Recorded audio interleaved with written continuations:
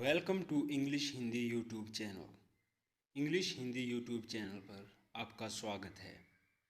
आज हम सीखेंगे कि ट्रांसलेशन यानी अनुवाद क्या होता है, अनुवाद का क्या अर्थ है और इसकी क्या क्या परिभाषाएं हैं। तो आइए शुरू करते हैं। अनुवाद का अर्थ है एक भाषा की किसी सामग्री को दूसरी भाषा में रूपांतर करना। आइए जानते हैं अनुवाद क्या है।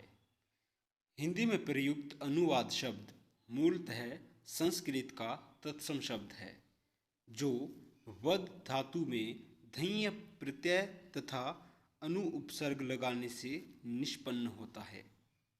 संस्कृत में इस शब्द का प्रयोग कई बार पुनः कथन के अर्थ में प्रयुक्त होता रहा है।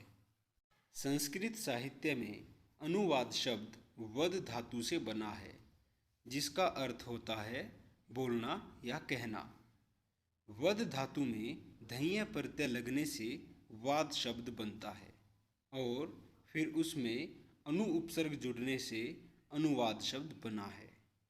अनुवाद का अर्थ भाषांतरण से लिया जाता है, लेकिन संस्कृत साहित्य में अनुवाद का आशय किसी बात को दोहराने या सप्रयोजन उसकी पुनरावृत्ति करने से था। इसीलिए अनुवाद का अर्थ अनुवचन, अनुकथन, पुनः कथन और पुनरावृत्ति लिया जाता था।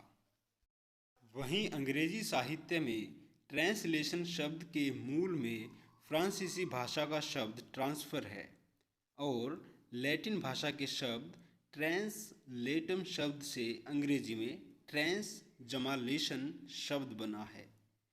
ट्रांस का अर्थ होता है पार, लेशन का अर्थ होता है ले जाना।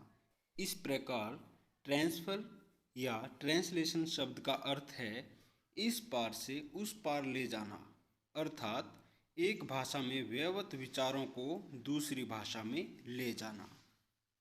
अब जानते हैं अनुवाद की परिभाषाएं। अनुवाद को तरह तरह से परिभाषित करने का प्रयास किया गया है।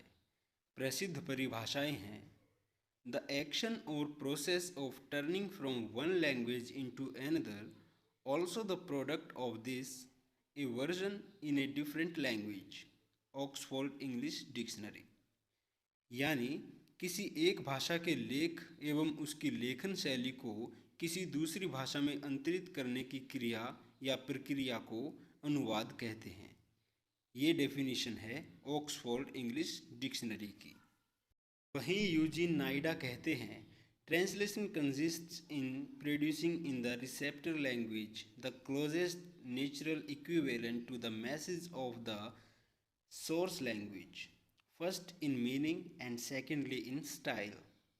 हिंदी में कहें तो उनका कहना है, स्रोत भाषा में कही गई बात को लक्ष्य भाषा में उसके सहज और निकटतम अर्थ देने वाले शब्दों द्वारा व्यक्त करना अनुवाद है, परंतु इसमें पहली प्राथमिकता अर्थ को और दूसरी शैली को दी जानी चाहिए। भाषा वैज्ञानिक डॉक्टर भोलानाथ तिवारी का कहना है, एक भाषा में व्यक्त विचारों को यथासंभव समान और सहज अभिव्यक्ति द्वारा दूसरी भाषा में व्यक्त करने का प्रयास अनुवाद है। अंग्रेजी साहित्य के महान लेखक सैमुअल जॉनसन कहते हैं, to translate is to change into another language retaining the sense.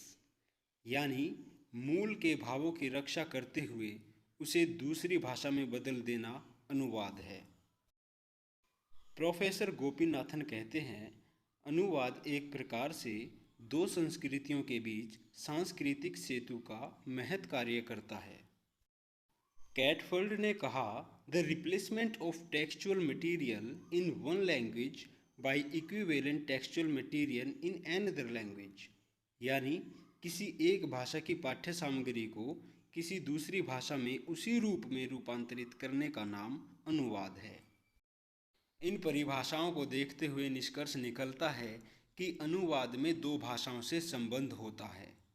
जिस भाषा से अनुवाद करते हैं उसे स्रोत भाषा यानी सोर्स लैंग्वेज कहते हैं, और जिस भाषा में अनुवाद करते हैं उसे लक्ष्य भाषा यानी टारगेट लैंग्वेज कहते हैं।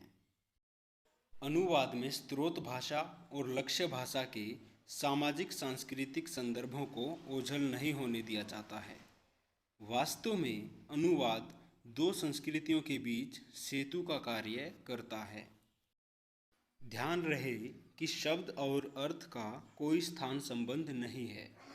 समाज जिस अर्थ में किसी शब्द का प्रयोग करता है, अनुवादक को भी उसी अर्थ में उस शब्द का प्रयोग करना चाहिए। और अंत में हम कह सकते हैं कि स्रोत भाषा और लक्ष्य भाषा दो समानांतर रेखाएं होती हैं। उनकी परस्पर दूरी को कम करने का प्रयास अनुवाद है।